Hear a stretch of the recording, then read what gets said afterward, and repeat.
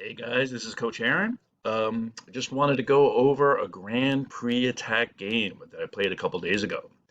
Every day I try to play at least two, three, four games of chess, and I always try to do at least 10 plus puzzles. Even as a coach, I'm still trying to do some chess. Everyone should be doing some chess. I mean, now is the time to do it when you're home. All right, anyway, so Grand Prix attack. This is a game I played a couple days ago. Just wanted to go over it. All right, so the Grand Prix attack is the Sicilian c5, but you're not actually going to open up the game with an early d4 as white. You're not going to do it. You're going to try to keep it closed. And normally you try to make a pawn duo in the center, right? We always talk about this, and we make our snowplow, our pawn duo, or our pawn center perhaps, and we go forward at the right time. Boom, like a snowplow. But here we're not going to use the d pawn. We're actually going to use the F pawn, and that is the Grand Prix attack idea. By playing the early knight c3, though, we are locking down, if we can, we're locking down d5. We're keeping an eye on it. We don't want black to be able to go forward. At some point, they might get d5 in. It's very hard to stop overall in the game, but we make it hard for them. We make them work. We don't want them just to go forward and open up the center. We want to keep it closed one more time. Anyway, so in this particular game, they played d6. Knight c6, g6, knight f6, e6, d6. These are all moves you can see on move 2. In this particular game, I saw d6, and very typical right away, get my f4 in. I got my snowplow, my pawn duo, of course. And now they played knight f6. Again, they had a lot of choices. Notice once these pawns are all in the dark squares and are not getting traded away for black, where does black normally put their bishop? Well, most of the time they put it on g7. Very typical, but not all the time, but most of the time. So let's see. Oh yes, so as soon as I play f4, guys, you know the deal. This is very windy right here, right towards the king. If I play an early f-pawn move, f4, or for black f5, I am going to put my knight on f3 as soon as possible. And in this case, absolutely, knight f3. Want to cover the square and this diagonal as soon as possible. Besides, I want to be able to castle. That's part of the Grand Prix. You want your rook behind the f-pawn, and you want to be able to push forward at the right time with your snowplow. All right, and again, we create the snowplow, we get the pawn duo, but we're not just going to go forward right away. We want to build it up usually, and the Grand Prix attack is great for this. I love this idea. All right, let's keep going. So they played g6, and notice you'll already see the computer says a6 was best and that g6 was inaccuracy. Well, you know what? I mean, a6 is a fine move. It is. It's a fine move. It maybe controls b5, takes some ideas away from white. It's thinking about the pawn going forward, of course, and it's very playable. But it is not the best move. There's a lot of different choices here, and a6 is definitely one of them. It's a good move, not the best move. And again, a lot of times you can use computers. I use them all the time. But you have to take it with a grain of salt.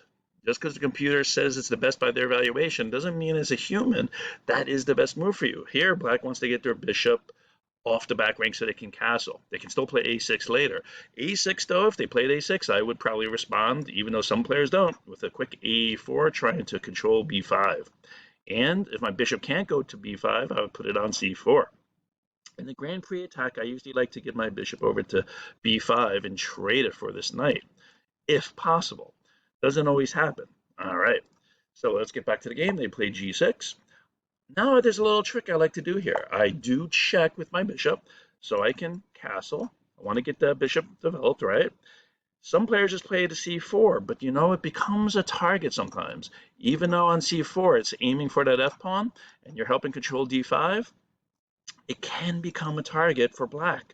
And when they advance in the center, which, you know, obviously they want to do, it hits that bishop. I actually, like I said a moment ago, try to trade the bishop for their knight. By doing the check now, there's some options. And if they put the knight right on c6, oh, I'm just going to double their pawns right away, trade the bishop. I love that setup for the pawn structure. if they put the knight over on d7, which is possible. I've actually never had anyone play this against me. Now a6 becomes a threat to chase my bishop away. I don't want to take their knight over here and help their development. If I have to, I will, but I probably play a4. So if they play knight here, I probably play a4, securing b5. And if I need to run back to c4 with my bishop, maybe I do it. Even though I do like to trade for that knight. But still, if they play knight to d7, you can always just take that knight with check. It's kind of like a bailout. You got to set up. All right, but I like this trick here of bishop b5 check because most of the time, if not all the time, black puts their bishop on d7 and I actually run back. And I know that's giving up 2 moves, but there's actually a little saucy secret, which is the queen helps the d pawn get to d5, right? They want to get d5 in at some point. If they can get that center, it usually means black is doing very well, especially in Sicilians. And usually black's going to get this sooner or later anyway. But right now the queen is supporting. Once they put the bishop on d7 and I put my bishop on c4, that means the queen is no longer helping this pawn go forward. And I'll have 1, 2, 3, 3 things controlling d5. Excellent. Now, if I've been saying d4, sorry, I meant d5. I meant d5. All right, so let's get back to the game. And I did a check. They did bishop d7. Whoops, get that off of there. And I back up. So it looks like I gave him a tempo, but the truth is this bishop here is awkwardly placed. This is not a great place for the bishop. And now if it goes to c6, which is very common, right? Put pressure on the center, maybe help support d5. Very nice. Now this knight is not that happy because of that. So I don't mind this. This knight actually does a lot more on c6 than the bishop does because I'm only going to play d3, and e4 is usually what I call a rock. It's supported by a pawn, and it's very hard for this bishop, if it's on c6, to do anything. All right, so let's keep going. I played bishop c4. They played bishop g7. I played d3. I usually play d3 before I play castling for white. Usually, not always. But they're both kind of interchangeable, but I like being able to get this bishop going, and I like protecting this pawn, so this is usually what I play first. All right, they castled, I castled, and here they did play a6, which is very common in these type of situations when white has their bishop on c4. They want to get some tempos and expansion, and maybe if they get lucky, they'll trap the bishop, right? You go to b3, maybe go to d5 at the right time. So that is a possibility. Notice here the computer says e6 was best. Well, again, e6 makes a lot of sense. Let's back it up real quick. So I've just castled. My idea is going to be one of these pawns, and in this situation, it looks like the f pawn, but one of my snowplow pawns going forward, right? And many times in this situation, when you can, in the Grand Prix attack, you're going to try to open up the bishop. Boom. We're going to use this nice, another secret saucy move, queen e1, and get our queen over to h4. And if we can get this set up, bishop can go to h6, queen is on h4, our knight can go to g5, our pawn is on f5. This is an incredible attack. We have a lot of pieces already all aiming at the king. Look at all those arrows. Oh my gosh. So this is kind of the idea for white, and black should kind of see this coming at this point. They still need to develop these pieces perhaps, but they have to worry about an f5, bishop, and it's a little slow, it is, but this maneuver that white does very often. If white can't get an f5, many times instead we'll go e5 and we'll try to make this bishop cramped. We'll get a tempo on this knight. We'll still might try to go forward on the king side. All very common plans. So what the computer is saying, which does make some sense, is e6, and e6 fights against a possible f5. It's another attacker or protector of f5, kind of trying to slow white down, and that makes sense. Doesn't mean a6 is necessarily a bad move by itself, but black better get ready because white is going to use their plan of attack. All right, so a6. Now, I've played a lot of Grand Prix, and some people say not to bother with black at all on the queen side, and some games I don't. Some games you just ignore what black's doing, basically, unless you're going to lose a piece real quick, and you let them expand. Sometimes, though, I like to throw one move in. Here, I'm just throwing in one move, a4, and it makes them spend about 2 moves to try to get all this expansion over here. You know, they can't just play b5 so easily, right? Got to take it. There's a pin, and I have a lot of stuff controlling it, so that'd be a free pawn. And they can't just do it right away. They have to spend at least 2 moves to prepare it. So I like to spend 1 move when my opponent's got to spend 2 moves. This is like gaining an extra move, basically. So that's when I do play on the queen side to slow them down. 1 move for their 2 moves. All right, let's keep going. So knight c6, completing the development. And my queen e1, very common in the Grand Prix. We want to use this diagonal. Notice when the queen is on d1, and if we try to move our knight, right, get out of the way of the queen, can a queen even go to g4, h5 safely? The answer is just simply no. And because black has already created the fianchettoed bishop, or as I like to call it, the dragon bishop in its cave, we actually have the dark squares. Let me get rid of that. We have the dark squares to kind of focus on. So by our queen being on a dark square and aiming for dark squares, it adds to that pressure. And I think this is a great plan. This is a great idea. All right, let's keep going. Queen e1. So now here's where this is kind of a mistake. Black should leave the queen to fight my queen on h4. If Black can get these queens traded, there's no more what we call the Grand Prix attack. Yes, white might have some more space on the king side. Black can get some space on the queen side, maybe come back in the center here. But once the queens are off, the attack is not the same. So usually most players, if they're paying attention to the Grand Prix attack as black, if they're paying attention, will not move their queen away from this diagonal. They'll keep it here. Makes sense to me, right? Hope it makes sense to you. But they played queen c7, not a great spot for the queen to stop white's attack. All right, so I'm just going forward, getting my queen over there, and I'm probably going to play f5 next unless black slows me down. So they do play e6, which does slow it down, but many times in a Grand Prix attack, once your pieces are set, and again, got the bishop here. Normally I try to trade it away, but sometimes it could be helping the attack. I have the knight, have a pawn, and this pawn's protecting to go forward, open up the bishop, this rook, queen, got a lot of stuff. It's all at the king side, and this is really what the Grand Prix attack can be about. Not every game, but it can be. So here, you know what? I'm just going forward, f5. Even though black played e6, I'm not that worried about it. In this position, and this is probably a key position, right? There's a lot of choices. Can take with the g pawn, can take with the e pawn, can move this pawn, the e pawn forward. You can jump out of the way with the knight somewhere. You can maybe move this knight somewhere. Maybe even get the rook out of the way, depending on how you're thinking, because you might need the king to run. Or you get the king to the side, get it out of the way as soon as you can.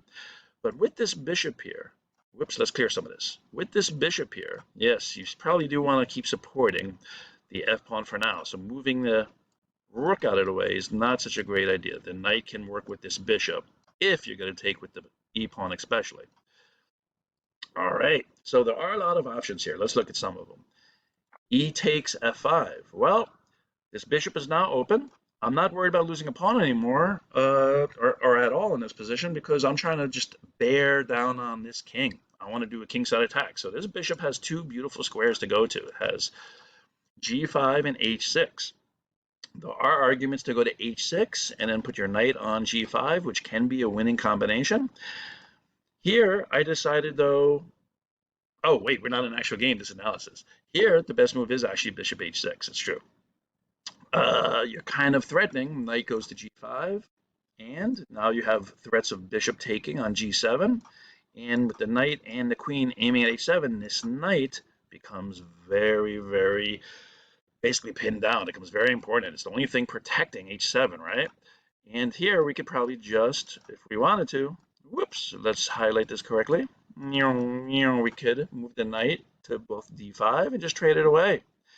And if for some reason they move this pawn, our rook would just sacrifice. Because once our knight's on g5, we've traded bishops, our queen hits h7 along with this knight.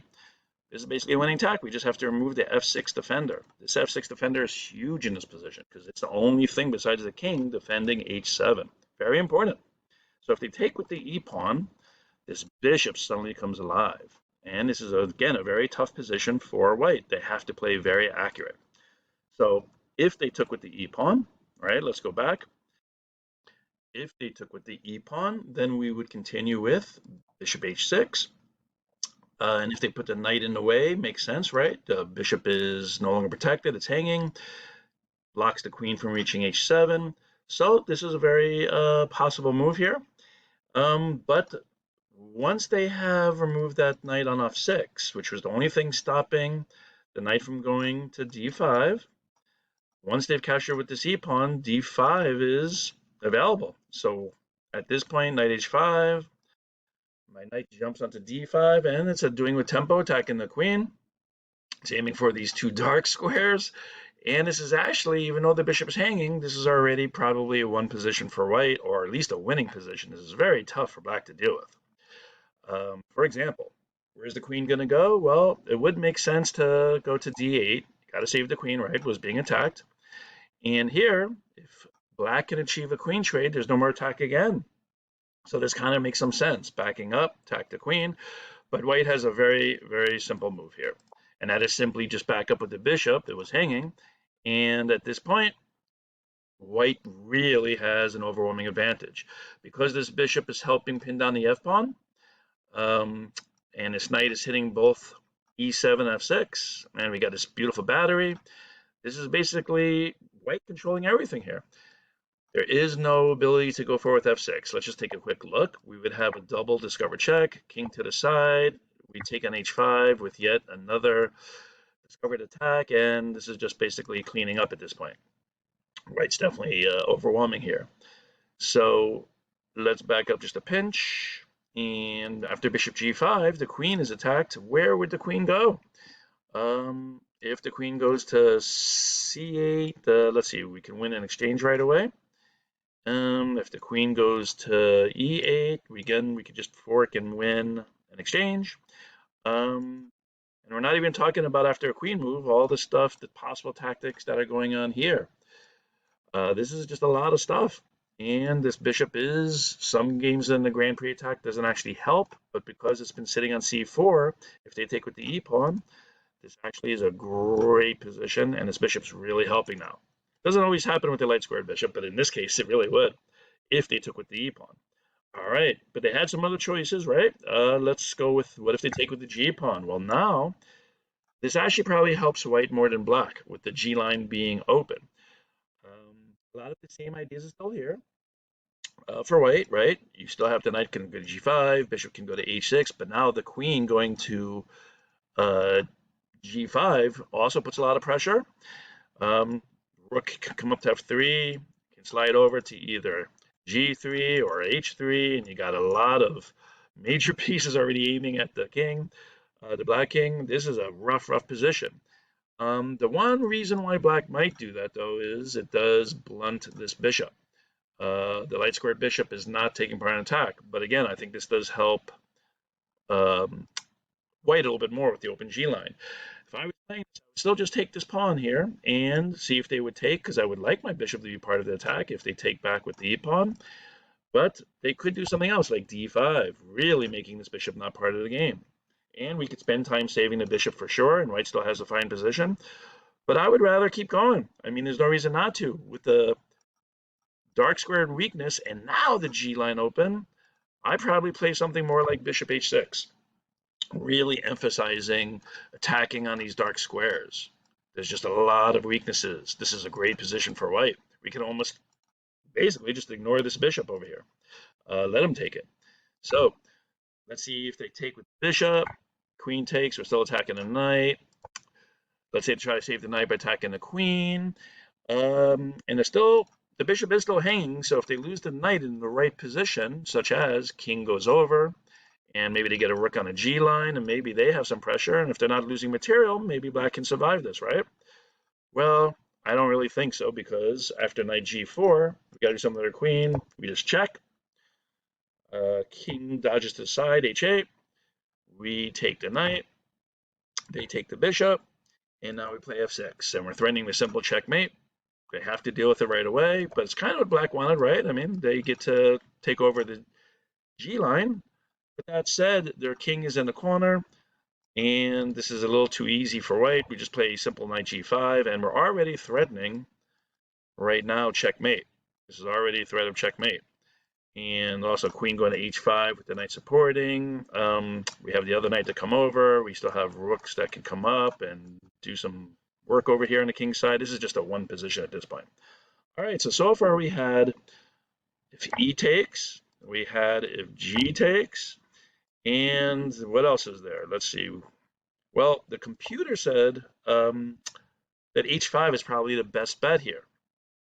And I'm a little suspicious of that, even though the computer says it. I now would play my bishop to g5, and I have two attackers.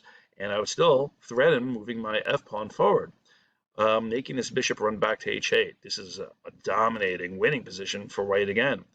So, for example, computers are going to find moves and think certain ways that we're not, plain and simple. So they're playing h5, and they know that they now have h7 available for the knight. In this position, though, if you're playing black, are you really thinking h5 and then knight h7 is a defense? I don't think so. Again, this is more of a computer situation. I mean, granted, you could learn and do this later in your games, but this is really more of a computer move. But let's still see it anyway. h5, I play bishop g5 and the knight. They play to h7. Now there's a lot of options here, and this is what I would play. I'm looking at the position. I probably play, I mean, you could try to play f6, right? I mean, if you played f6 and they back up, this is a very dominating position, but the question becomes, how do we actually get in there? How do we infiltrate? It's not so easy, actually. For example, if you play g4, and they take, right? Is your queen doing anything yet by itself? Can we get a rook here? No. So our knight's attack. So, whoops, back it up. That's not what we want to do. So we would take the pawn, and now suddenly they have two attackers on our f-pawn. They could just take with the knight or take with the bishop, and we lose a lot of our momentum here. So g4 is what I would play, not f6. I would play g4 and keep this here as like a little spearhead attacking, because I still have this bishop pressure, still putting pressure here, but I don't have it so they can win this pawn on f6. It's still very strong, and I can still play f6 at the right time. That's the key. For example, let's say they take, queen takes, now they take on f5, and now I back up, and we kind of have a similar situation, except that the knight is on h7 to a lot of what we've already looked at. This is a lot of pressure. The real reason is d5 is just ready for this knight to jump in, and this is a powerhouse position. This knight, this battery, and realize if they take with the knight or taking back with the knight on g5, this is just a winning position. So they can't even take this bishop at this point. All right, so that's if they played h5, which was the computer's recommendation. The thing I was looking at, the final thing, was what if they played knight d4? Try to mix it up a little bit. They're aiming for f5. They might trade a knight. Yeah, I mean, something just to get white off of there. Again, I would just play bishop g5, two things threatening that knight. Not really worried about the c2 pawn at all. At this point, you're worried about attacking, not the actual pawns. So they could try to spice it up. If they play knight h5, that would go back to some of the lines we've already looked at. But they could try to spice it up with the early d5 now, attacking again the bishop. Again, once this bishop is no longer part of the attack, we are just worried about infiltrating and attacking. Not that worried about c-pawn, not that worried about the bishop, as long as I have a good attack. All right, so I would take the knight. They could take back my queen. My queen takes, they take the bishop. And the material is actually roughly equal, right? But who has a dominating position?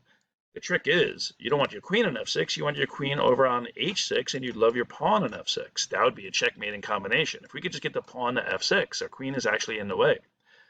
We don't have a dark squared bishop to help the queen checkmate. And if our knight comes in here, it's actually aiming for light squares, not g7. All right, but we have a couple more moves here we can try.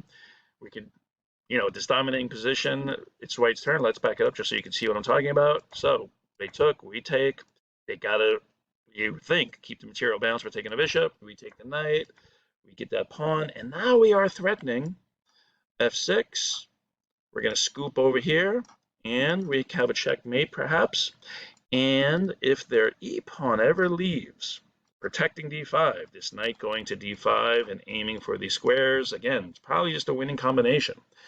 And our rook is really still strong. So if they take with the g pawn, this line is open, and our queen, our queen controls this diagonal. So rook going to f3, rook going to g3 or h3. Again, I believe this is all just winning combination, a winning position here. So I don't see, let's say they take, we can still just take. I don't see how black is going to deal with this situation properly, right? So let's back it up and let's see what black actually did play. Black decided to play the knight to e5, a different move than the ones we've been talking about. And this doesn't really help. Yes, it does threaten the knight. The knight wants to be on the king side and help with perhaps checkmating. But by allowing white to get rid of this knight, it does open up the rook. It does open up the possibility of f6 a lot quicker. Whoops, didn't want to do that. So if they play knight e5, which they did, simply just taking here, they have to take back. And notice these pawns are actually separating the board in half. And whoops, their bishop, their queen, and this rook, they're all on the wrong side of this pawn situation here, right? I still have a little pressure with this bishop, but I have the right pieces on the right side of this pawn configuration. I got the bishop, queen, rook, pawn, and this pawn is huge, by the way, and I can always bring up another pawn if I really, whoops, I'll get better at that, don't worry. I always can bring up another pawn if I need to, right?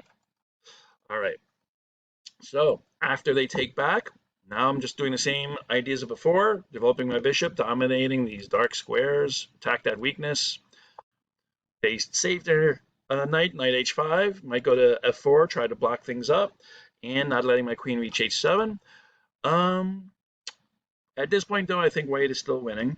They can't do anything on the queen side that's useful to chase my pieces or win pieces even. I could play f6. I can capture at the right time on either e6 or g6. This is just a tough position. And the best move here actually is probably just f6. F6, bishop h8, rook f8. And how are they going to deal with the idea of perhaps this rook can always come over to f1 if needed. This rook comes over to h3. Let's just leave these on the board for a second. We have g4, aiming at the knight, battery attacking h7, and pretty much h7 is the weakness. That's only the king protecting it.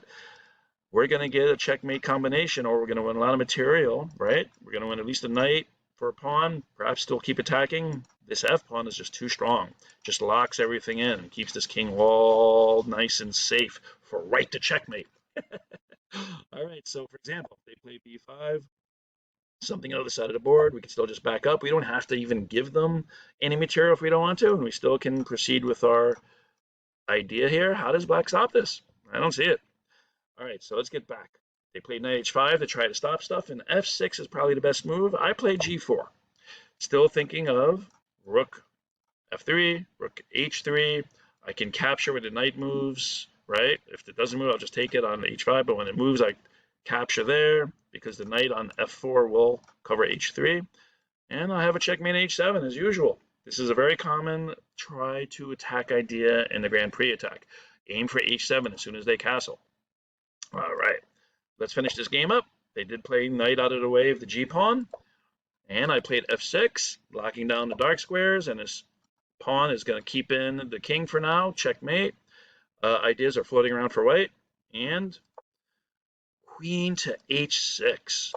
Notice I play one move here. Every move kind of changes position a little bit. And why did I play queen h6? Very good question. If I keep talking about rook to f3 and rook to h3 to get this battery for checkmating after I move the defender knight, I keep talking about this kind of idea, so why am I not playing rook f3 right away? Well, this pawn is not locked in there. H pawn on h7 is not locked in and can move. One of the defensive resources that many players don't think about is moving up a pawn and making your opponent capture with a pawn. That kind of blocks the battery at some point. I'm aiming for their pawn. I can capture their pawn. But if they put a pawn on h5, right, and I capture, I can't capture my own pawn. My own pawn is defending their king, and I don't like that. So by playing queen h6 first, I'm locking in the pawn at h7, and now when I can get a rook on h3, checkmate will definitely occur. All right, whoa. All right, so we've locked our h7 pawn in with our queen being on h6. And how is black going to deal with this threat of checkmate? Well, they do have a couple choices real quick, I'm guessing, such as what if they played to d8, right? Boom. Two things attacking f6 pawn. 1, 2, only one defender. So, it looks like something that they could try. I mean, slow me down perhaps, but I would just take the knight, and they have to respond. I'm up a piece now, right? And probably the only way to stop a quick checkmate at this point is to give up a lot of material. Right here, now I'm already up a knight, but if they take back, now I can just play the simple e5, locking in an f6 pawn, and then rook's just going to come over, and again, how are they going to stop a checkmate? Even if they try bishop c6, because here, bishop on c6, they could get now check, queen attacking the king here, and with the bishop, I mean, they could try to get something. The rook wouldn't be able to get to f3 maybe, so bishop to c6, but white now has a simple move again. We don't actually go to f3, not right now. We take on f4, and now we're protecting against the queen check. Now, black can't stop g5, rook g4, and again, it'll be checkmate shortly. White is just in total control of this position. All right, so that is after queen h6, and if they played queen d8. What if they try getting this rook out of the way, right? So they can let their king, if needed, run that way, right? Now it's no longer checkmate on h7. The king can start running, perhaps.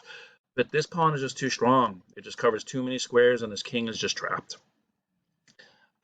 So here, again, if they run away with the rook, we could just, again, take the knight. They take back, otherwise we're up a lot of material. And now, instead of locking with e5, we lock with g5. Pretty much, rook is still going to go f3. Then it's going to go h3. Again, how does black deal with it? Here, by locking with g5, though, they now can go forward, which is what basically is the only move, with e5, and the rook covers here.